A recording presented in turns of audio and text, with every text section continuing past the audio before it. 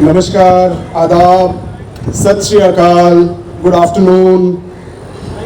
आप सभी देश के विभिन्न कोनों से जो आए हैं, तो सबसे पहले तो आप सभी का देश की राजधानी में स्वागत है। ध्यान दीजिएगा, मैंने राजधानी कहा है क्योंकि आज भी इस देश में राज चल रहा है, सेवा नहीं है। और यही राज वाली मानसिकता जो है वो आप सभी के प्रताड़ित होने का कारण है। बहुत सारी गहरी बातें हैं, बहुत सारा असला लेके आया हूँ। अगर उसको हम लीगल लैंग्वेज में बोलें, असला ये कागज़ हैं और भी कागज़ हैं जो अपने साथ बैग में लेके कुछ समय से चल रहा हूँ। और ये इतने भारी कागज़ हैं कि इनके बेसिस पर देश में ऊपर से नीचे बहुत तरीके के लोग वो अगले 100 साल के लिए जेल भेजे जा सकते हैं।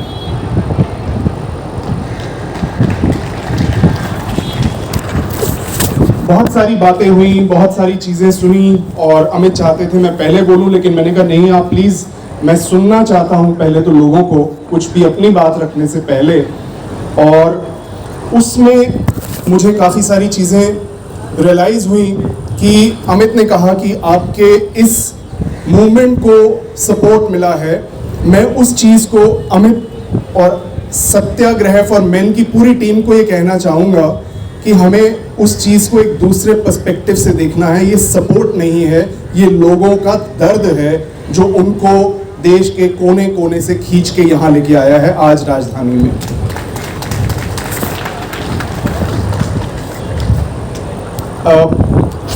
एक पुरुष के अलग अलग रिश्तों की बात हुई कि कैसे उस एक पुरुष को पत्नी के द्वारा सताया जा सकता है।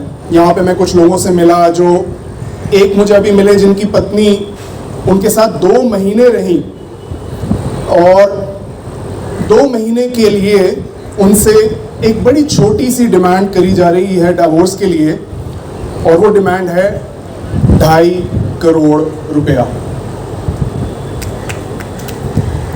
तो क्यों ना उस परिवार के लिए जो वो 2.5 करोड़ रुपया मांग रहा है, उनके लिए एक जोरदार ताली हो जाए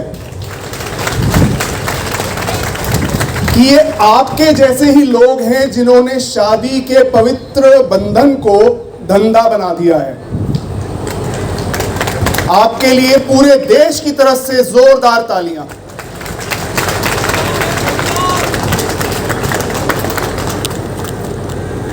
आज मैंने एक चीज जो ऑब्जर्व करी पिछले 5 साल के बाद पहली बारी, कि आज इस जंतर मंतर पर पुलिस प्रबंध ज्यादा नहीं है।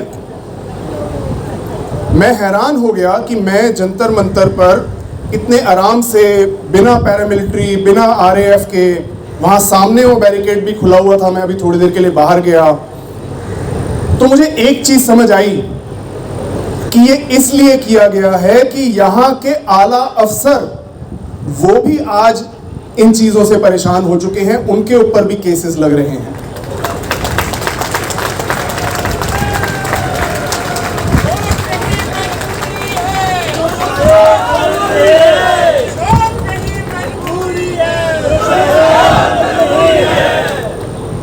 तो आज ये हालत है कि मेरा उठना बैठना काफ़ी आला अफसरों के साथ रहा है, सौभाग्य रहा है, बहुत अच्छे अच्छे लोगों के साथ। सीनियर ऑफिसर्स जो कॉन्स्टिट्यूशनल पोस्ट पर हैं, वो पिछले कई सालों से अकेले अपने रूम में किसी लेडी के साथ बैठते तक नहीं, क्योंकि कब वो आपके ऊपर इल्ज़ाम लगा दे सेक्सुअल हैरेसमेंट का और आपकी ज़िंदगी तबाह। तो आज इस देश की वो चंद महिलाएं और उनके पीछे जो एक पूरा तंत्र है, जिन्होंने महिला को एक वेपन में तब्दील कर दिया है, उन्होंने इस देश को और खुद को ऐसी जगह पहुंचा दिया है कि आज देश के पुरुष अपने ऑर्गेनाइजेशन में बैठी हुई महिला के साथ भी अकेले अपने ऑफिस में बैठकर ऑफिशियल डिस्कशन करने से भी डर रहा है। तो ऐसी महिलाओं और ऐसे तंत्र के लिए जोरदार तालियां।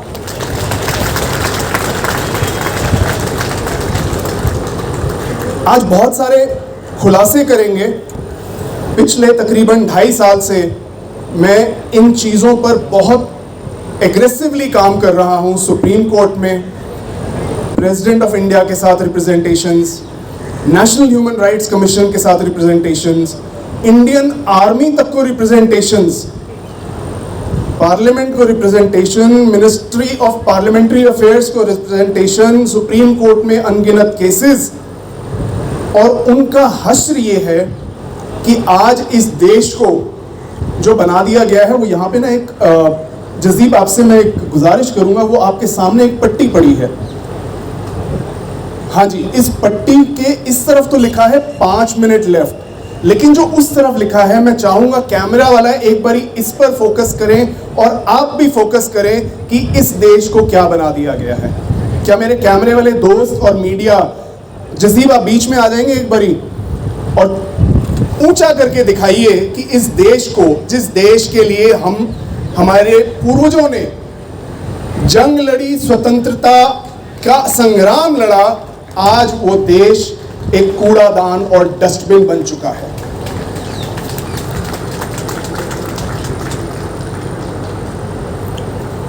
आज हम एक ऐसे मुकाम पर हैं जिसको कहते हैं पॉइंट ऑफ नो रिटर्न। ये जो पॉइंट ऑफ नो रिटर्न है, इसके बाद भरपूर तबाही है। अब फैसला आपको करना होगा कि वो तबाही आप होने देंगे या उसको रोकेंगे। 140 करोड़ भारतीयों के लिए अगर हमने कहना है, तो अगर 1 करोड़ भारतीय के लिए भी 1 मिनट भी लें तो 140 मिनट तो मैं अकेले बोल सकता हूं। इतना मेरे पास असला है यहां पे।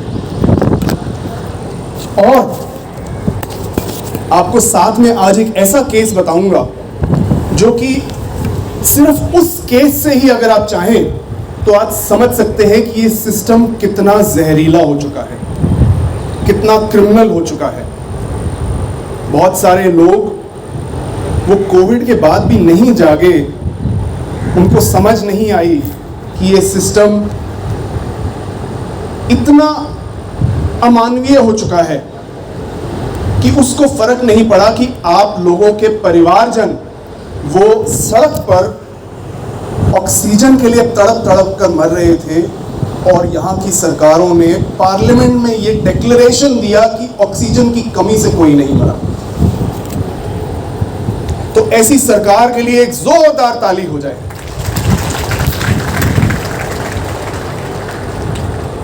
इसी के बेसिस पे मैं आज आपको आपकी हैसियत भी बताना चाह रहा हूं। 2 पर्सपेक्टिव है उस हैसियत के। पहली आपकी हैसियत है कि आप 140 करोड़ एक कमोडिटी है। यहां पे कोई शेयर ट्रेडर्स हैं? हाथ ऊपर कीजिए। कौन शेयर ट्रेडिंग करता है? कौन कमोडिटी ट्रेडिंग करता है? यहां के सरकारी लोग और सरकारें आपकी ट्रेडिंग करती हैं, क्योंकि आप दिक्कत में आएंगे तभी आप उनके महखानों में जाएंगे और उनसे भीख मांगेंगे, हमें इंसाफ दे दो, और फिर वो पैसे बनाएंगे।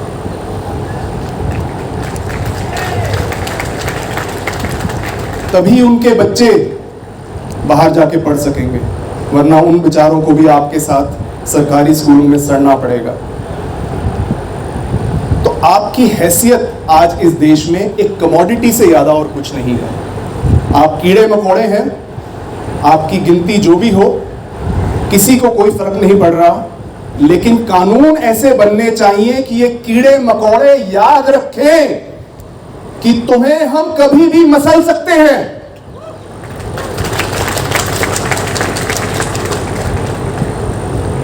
पांच चीजें आपके साथ मैं कहूंगा कि याद रखिएगा मेरी इस स्पीच में, और मैं आपसे पूछूंगा दोबारा। ये पहला फिगर है 24%। क्या है? 24%। दूसरा फिगर है 6,21,540। 6,21,540। तीसरा फिगर फिगर और अल्फाबेट्स का कॉम्बिनेशन है 63 KCR। क्या है? 63 KCR। पिछला महीना मार्च था, अगला महीना मई है, तो एक फ्रेज है जिसको मैंने बनाया है, उसका नाम है मार्च इन मई। और आखिरी 5वीं चीज होगी शेक हैंड्स। तो ये 5 चीजें क्रक्स होंगी मेरे इस पूरे स्पीच का। शुरुआत करने से इन मुद्दों पर शुरुआत करने से पहले मैं आपसे गुजारिश करूंगा कि बीच बीच में आप, जैसे वहां पे मेरे भाई एक वीडियो बना रहे हैं, जितने लोग आप हैं, आप सभी से गुजारिश है कि आप कोशिश कीजिए कि जो आपने आज पहले वीडियो बनाए होंगे, अभी मेरा वीडियो बना लीजिए, मेरे बाद जो आएंगे उनका वीडियो बनाइए और आप ये हर जगह पे डालिए, व्हाट्सएप पे, यूट्यूब पे, फेसबुक पे, हर जगह, क्योंकि आप ही मीडिया हैं आज। जिस मीडिया से आपको उम्मीद है वो मीडिया नहीं है, वो भी इस तंत्र का एक अंग है। उनका काम है इस तंत्र को फैसिलिटेट करना कि देश को कैसे हमने खाली करना है और देश को हमने कैसे अंदर से बर्बाद करना है।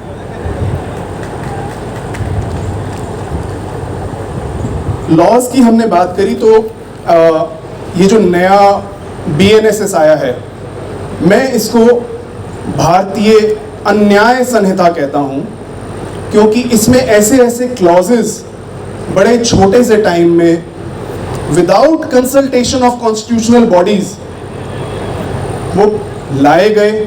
हमें सबको पता है कैसे पार्लियामेंट में वो पास हुआ, क्या ड्रामे हुए। देश के इतिहास में पहली बारी तकरीबन 150 सांसदों को सस्पेंड कर दिया गया। क्यों? इसलिए कि वो कह रहे थे कि देश की संसद में आज सुरक्षा नहीं है। तो आप किस खेत की मूली हैं? आप किस खेत की? आप कुछ नहीं है। इमीडिएटली मैंने नेशनल ह्यूमन राइट्स कमीशन में उन कानूनों पर एक रिप्रेजेंटेशन भेजी कि कैसे ये कानून इस देश को एक पुलिस स्टेट में बदल देंगे। आप में से बहुत सारे लोग जो प्रताड़ित हैं या देख रहे हैं, वो सारे जानते हैं कि ये पुलिस स्टेट की ही निशानी है कि मेरे से पहले मेरी बहन आई और वो कहती है मेरे भाई को मार दिया गया और पुलिस ने अपने सामने सारे सबूत मिटाने के मौके दिए और फिर एक नाम के लिए इन्वेस्टिगेशन करी गई और उसमें उनको क्लियर दे दिया गया। ये पुलिस स्टेट नहीं है तो और क्या है? और ये एक केस नहीं है, लेकिन NHRC जिसका फर्ज था कि अपने आप पहले तो इस पर रोक लगा देती, सुप्रीम कोर्ट के पास पावर है सुओ मोटो कॉग्निजेंस लेने की, नहीं ली और इन कानूनों को अमल में लाया गया,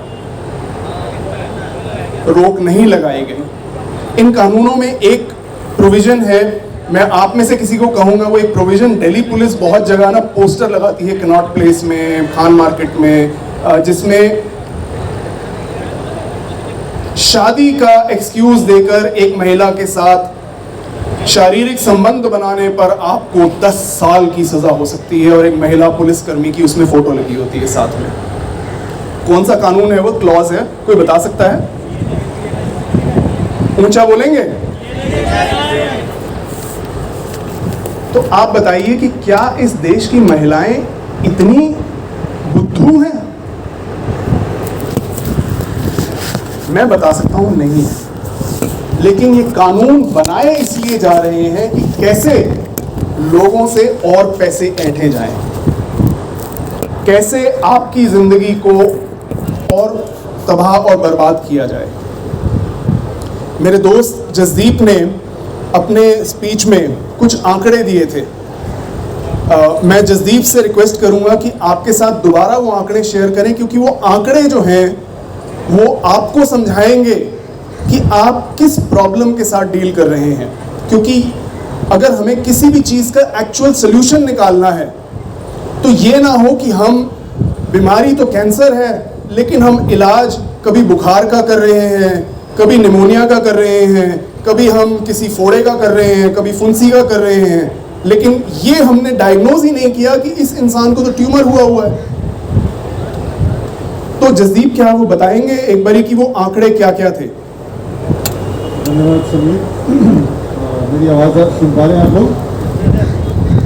तो जैसा कि समीर ने कहा, हम आंकड़ों की तरफ एक बार फिर नज़र डाल रहे हैं। मैंने शुरुआत की थी उस आंकड़े से जो कि भारत में बहुत ज़्यादा, और हमारे एक जो कैबिनेट मंत्री हैं उस पर बहुत ज़्यादा ध्यान देते हैं, कि सड़क पर होने वाले हादसों से 5 लाख मौतें होती हैं, जो कि देश के 3% GDP के बराबर है। तो जब हम इस तरह के एक major loss to the nation की बात कर रहे हैं, तो क्या आप इमेजिन कर सकते हैं, यहाँ पे थोड़ा सा डिबेट कर रहा हूँ, जो मैंने पहले कहा था कि ये स्वर्गीय अतुल सुभाष जो हैं, जो कि एक AI इंजीनियर थे, एक bright mind of the country थे, वो देश को किस दिशा में लेके जा सकते थे अपने इस एजुकेशन और स्किल के द्वारा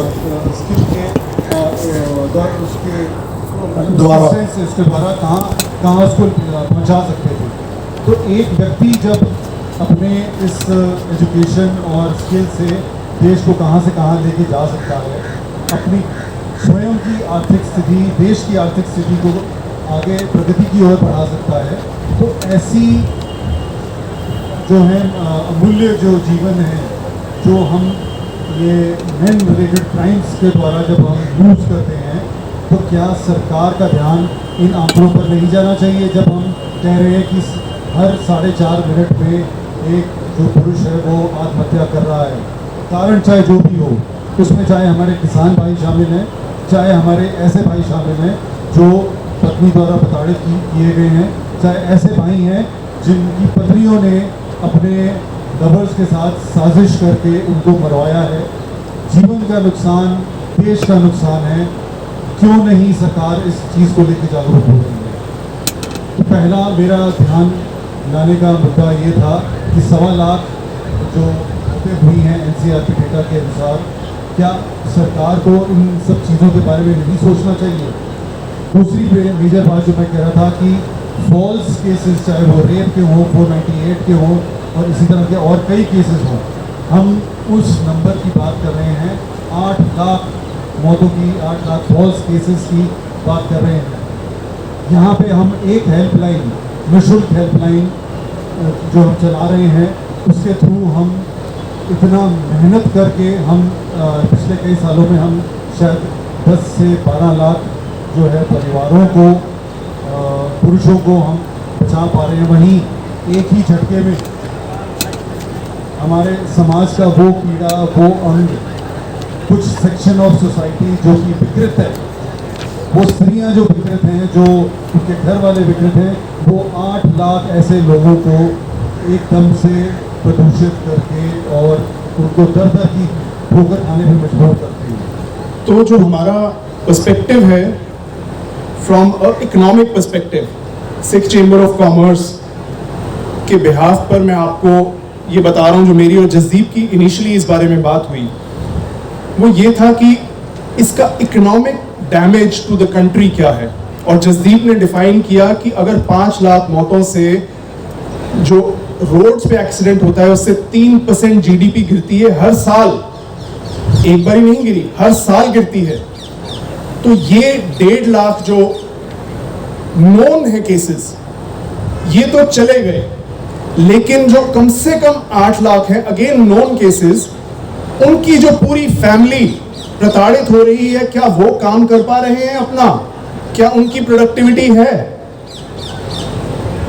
तो तकरीबन कम से कम 10 लाख ऐसी फैमिलीज हर साल हैं जो कि देश की GDP को पॉजिटिवली कंट्रीब्यूट कर सकती थी, लेकिन वो आज उनका सारा का सारा जूस निकल रहा है। सो अगर 5 लाख का इंपैक्ट 3% है, तो 10 लाख का इंपैक्ट ऑटोमेटिकली 6% तो हो ही गया, और ये हर साल है। तो 140 करोड़ लोग, और ये जो डेटा है, हमें सबको पता है कि हमारे देश में डेटा को किस तरीके से छुपाया और दबाया जाता है। गलती से कोई अगर डेटा एक्चुअल दे दे तो वो best to best data scientist ही क्यों ना हो, आज उसको हटा दिया जाता है। और ये डेटा छुपाने की ही जो एक मानसिकता है, वही आज इस देश में मुझे पर्सनली लगता है कि सेंसस नहीं होने दे रही। क्योंकि सेंसस होगा तो बहुत सारा सेंसिटिव डेटा बाहर आएगा, विच विल इंक्लूड कि कोविड में एक्चुअली कितने लोग मरे, 4 से 5 लाख जो सरकार कहती है या 40 से 50 लाख जो WHO कहता है। तो सेंसस करो ही मत। इकोनॉमिक इंपैक्ट जो हमारी इन सारी चीजों के हैं वो लॉन्ग टर्म है, डिजास्ट्रस है। ये सिस्टम आज मेरे हिसाब से 50-55 हजार लोग हैं जो इस सिस्टम को चला रहे हैं, इस देश को 140 करोड़ लोगों पर राज कर रहे हैं। और उसका कैलकुलेशन ये है कि आप पार्लियामेंटेरियंस ले लीजिए, आप स्टेट लेजिस्लेटर्स ले लीजिए, हर एमएलए के पीछे 10 और सरकारी लोग ले लीजिए, जिसमें आपका DM, SDM, DCP, joint CP, हर एमएलए के पीछे आप ले लीजिए, तो टोटल आपको ये 50-55 हजार लोग मिलेंगे। और वो अपने बेनिफिट के लिए आप सभी को एक कमोडिटी बना के बैठे हैं। एक केस पर आते हैं कि आज यहाँ पे जितनी बात हुई कि एक पुरुष का एज अ हस्बैंड हमने डिफाइन किया, केसेस की बात करी, किसी ने पुरुष की एज अ फादर बात करी, लेकिन इस देश में आज ये भी हो रहा है कि पुरुष एज अ सन कितना परेशान हो रहा है। तो आइए मैं आपको क्विकली एक केस बताता हूं जिसमें मां अपने बेटे के साथ क्या क्या कर रही है ताकि वो अपनी सारी प्रॉपर्टी अपनी बेटी को दे दे। आपके रोंगटे ना खड़े हो जाएं तो आप मेरा नाम बदल दीजिएगा। वैसे लोग मुझे समीर सिंह कहते हैं, लेकिन मैंने अपना नाम वाकई बदल लिया था एग्नोस्टस थियोस कोविड के बाद 4 साल पहले। तो माँ अपने पति का मेडिकल ट्रीटमेंट रुकवाती है, उसके बाद वो एक प्रॉपर्टी बेटी के नाम ट्रांसफर करवा देती है। बेटी पढ़ी लिखी है, कमा सकती है, खुद अपना घर चला सकती है, लेकिन प्रॉपर्टी उसके नाम ट्रांसफर होती है, वो वहां शिफ्ट होते हैं। बेटे के ऊपर फादर अटेम्प्ट टू मर्डर का कोशिश करता है, उसको जान से मारने की कोशिश करता है। बेटा फिर भी उसका ट्रीटमेंट कराने की कोशिश करता है, तो ट्रीटमेंट उसका माँ और बेटी मिलकर रुकवाते हैं।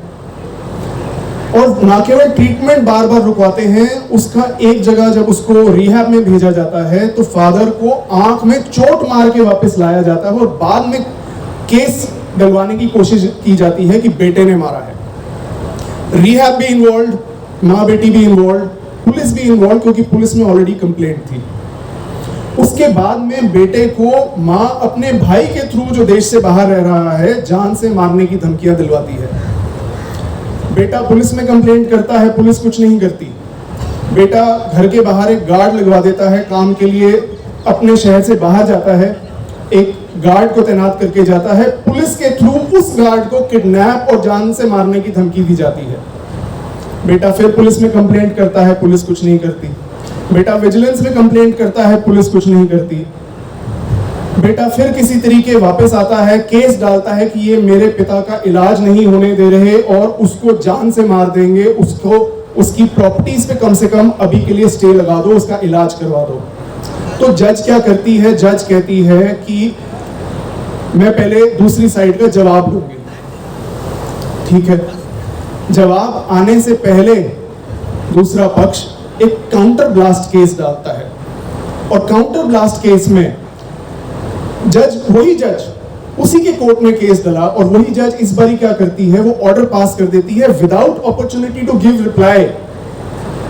ऑर्डर पास करती है कि बेटा जब तक ये केस चल रहा है अपने घर में ऊपर नहीं घुसेगा। और बेटा 6 महीने अपने घर की पार्किंग में एज ए रेफ्यूजी रहता है। उस ड्यूरेशन मां और लोकल प्रॉपर्टी डीलर जिनके खिलाफ बेटे ने केस डाला था, वो जाके फादर से विल बनवाते हैं और विल बनवा के वो फिर उसको मारने की कोशिश करते हैं। बेटे को पता चल जाता है समहाउ की विल बन चुकी है और वो फटाफट भागता है, जॉइंट सीपी के पास जाता है, डीसीपी को कॉल करता है, सीपी तक के पास जाता है, कहता है कि बचा लो नहीं तो उसको मार देंगे। और ये सारे कहते हैं हाँ हम तफ्तीश कराते हैं। और होता क्या है? कुछ भी नहीं। इवेंचुअली बेटा कोर्ट में भी ये बात बार बार दोहराता है कि मैडम जी आप तो इस केस पर कुछ कर नहीं रहे, अर्जेंट हियरिंग भी नहीं दे रहे, मेरे तो फंडामेंटल राइट्स भी जो हैं वो डैमेज हो रहे हैं, और इसके अलावा मेरे पिता को जान से मारने की कोशिश की जा रही है, तो आप कुछ कर दीजिए। वो कहती हैं कुछ नहीं करेंगे। और ये देश की राजधानी के जज हैं, डिस्ट्रिक्ट कोर्ट्स का ये आज हाल है। बेटा किसी तरीके उस समय पर अपने पिता को बचा लेता है, फिर वही मां वो केस डालती है अंडर सीनियर सिटीजन एक्ट और डीएम के पास केस डलता है। अब डीएम के पास केस डला, बेटे को किसी तरीके पता चल गया, बेटा डीएम के पास भागता है और कहता है कि मैडम केस की मुझे प्लीज कॉपी दे देना, क्योंकि इनकी फितरत है ये केस की कॉपी भी नहीं देते, मैं रिप्लाई फाइल करना चाहूंगा आपके केस का, आप डिसाइड करने से पहले। ये लिखित में है। और फिर एक कुछ महीनों बाद इंक्वायरी कराई जाती है, और वो इंक्वायरी जब होती है तो उसमें एसडीएम को बेटा सबूत देता है बार बार कि देखिए ये हो रहा है। एसडीएम अपनी रिस्पॉन्सिबिलिटी नहीं निभाता। तहसीलदार आता है, बेटा तहसीलदार को सबूत दिखाता है, साथ में एक फोन कॉल सुनाता है बेटे के पिता की और बेटे के बीच की, जिसमें बेटे का पिता उसको कह रहा है कि ये झूठी कंप्लेंट्स डालना कई बार मजबूरी होती है। ये तहसीलदार के पास ऑफिशियली ये सारी चीजें हैं, लेकिन मुझे सर थोड़ा शॉर्ट कर लें, बहुत सारे स्पीकर्स हैं, वहाँ पर टाइम का जितना काम मेरे को तो बोला गया था आप 15-20 मिनट ले लीजिए। मेरी बात सही है बट समय नहीं है, प्लीज़ आप 2 मिनट में ख़त्म कर लें प्लीज़। मैं वापस और इन सारी चीजों के ऑन रिकॉर्ड होने के बावजूद डीएम बेटे के खिलाफ ऑर्डर पास करती है, जिसमें डीएम ये ऑफिशियल गवर्नमेंट ऑफिसर है, वो डीएम जो है वो उन पर आरोप लगा रही है कि इन्होंने ये गलत किया, वो गलत किया, और इन्होंने साथ ही साथ उसके खिलाफ ऑर्डर पास कर देती है without even providing a copy of the case to the सन।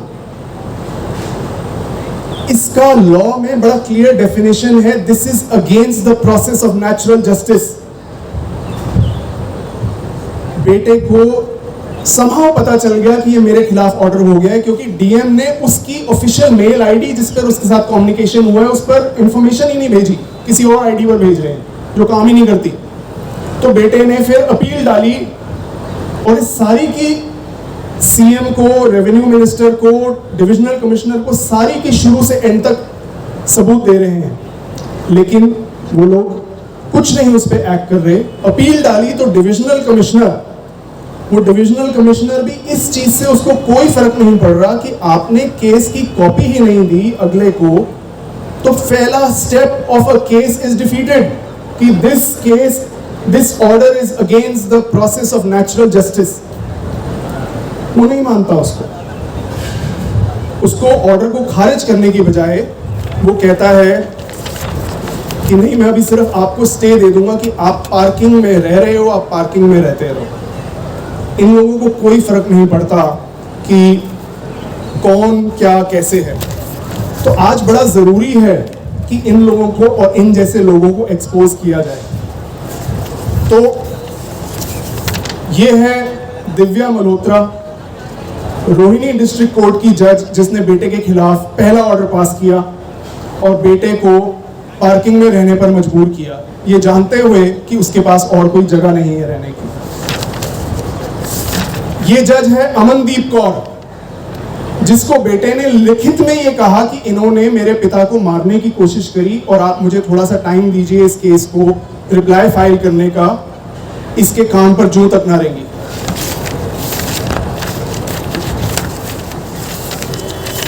ये है DM Ankita Anand, north west district, जिसने वो फर्जी ऑर्डर पास किया with fake and false fabricated information, जो कि क्राइम है। क्या ऐसे लोगों के खिलाफ कानूनी कार्रवाई होनी चाहिए? तो इन सभी लोगों को आपको एक्सपोज करने की जरूरत है। लेकिन साथ में ये एसडीएम एम भरनी है उस एरिया का, जिसने भी फॉल्स रिपोर्ट भरी और फाइल करी।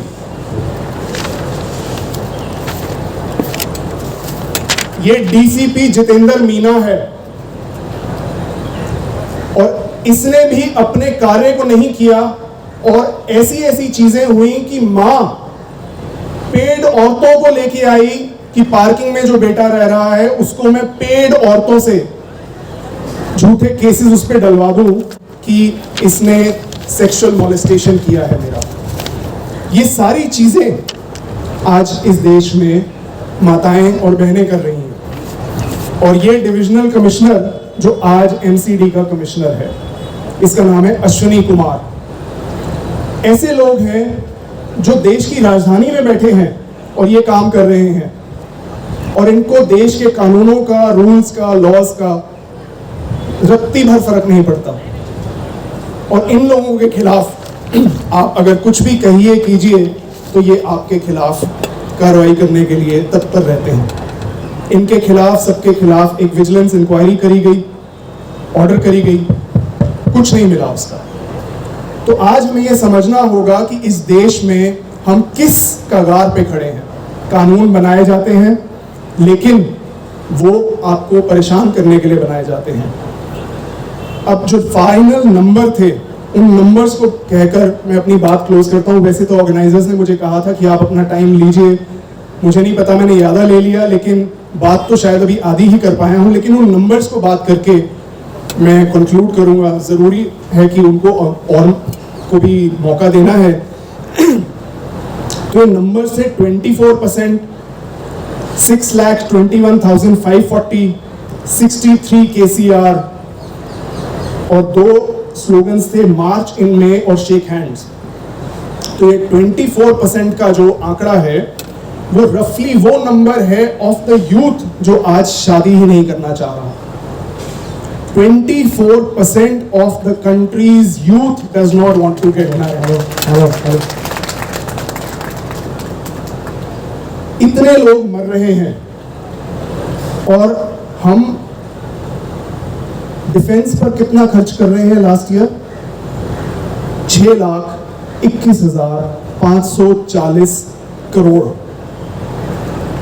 ये इंडिया का लास्ट ईयर का डिफेंस बजट है। अगर हम पिछले 10 सालों का ले लें तो average 5 lakh crore defence budget है, और वो इसलिए खर्च किया जाता है ताकि देश की जनता सुरक्षित रहे।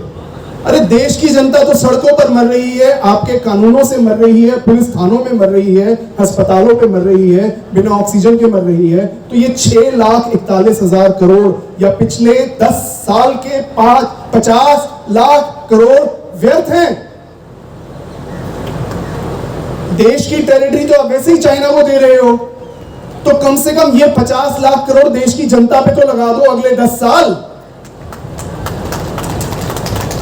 ये जो 63 KCR का मैंने आपको फिगर दिया, ये 63 KCR का फिगर है 63,000 करोड़, जो कि रफेल खरीदने के लिए हमारी सरकार ने अप्रूव किया है।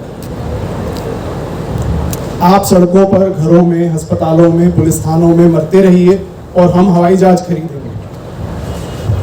तो लास्ट है कि आज इस देश में जस्टिस के लिए आप सभी को एक दूसरे के साथ हाथ मिलाना होगा।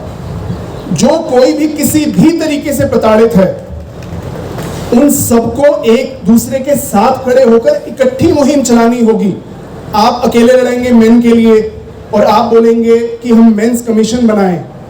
आपको ये बता दूं कि इस देश का एक फंडामेंटल राइट है जिसको कहते हैं इक्वालिटी बिफोर लॉ।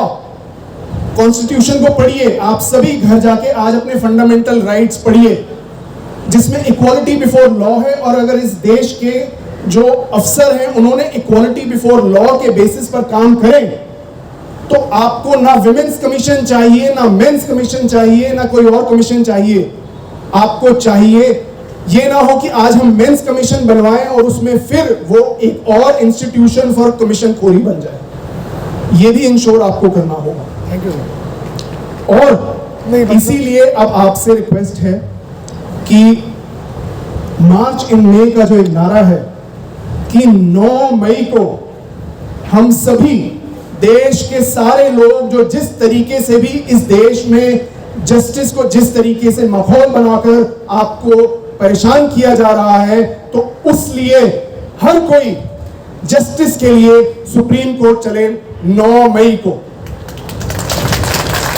आप मेरी इस आवाज को, इस डिमांड को देश के कोने कोने में पहुंचाइए कि 9 मई को सुबह 11 बजे we will march in May to the Supreme Court of India and remind these people that they work for us, we don't work for them. Thank you sir. बातें बहुत हैं लेकिन समा और मेरे दोस्त अलाउ नहीं कर रहे, तो आपके साथ रूबरू दोबारा होंगे। आज सत्याग्रह फॉर मेन का जो है, अगर इसी को आप सिर्फ पकड़ लें तो सत्याग्रह को 2 शब्दों में बांट लीजिए, सत्या और ग्रह। हर ग्रह में सत्या जब राज करेगा, आप सच पे जब बात करेंगे, एक दूसरे के साथ तर्क करेंगे, दलाल वकीलों की बातों में ना आकर अपने केसों में मिर्च मसाला नहीं डालेंगे, अपने संबंधों में मिर्च मसाला नहीं डालेंगे और इन संबंधों को माया के जाल में फंसाकर एक धंधा नहीं बनाएंगे, तो तभी वो असली सत्याग्रह होगा। और ये सत्याग्रह घरों से लेकर ये जो हमारा बड़ा विशाल घर है भारत, उसमें लाने की जरूरत है। बहुत बहुत शुक्रिया। Satyagraha for men, Satyagraha for men की टीम के लिए एक बहुत शानदार खड़े होकर बहुत जबरदस्त तालियां। इन्होंने इतना ऐतिहासिक समागम किया है और आप सभी के लिए इतने शानदार आयोजन भी किए और वो सुप्रीम कोर्ट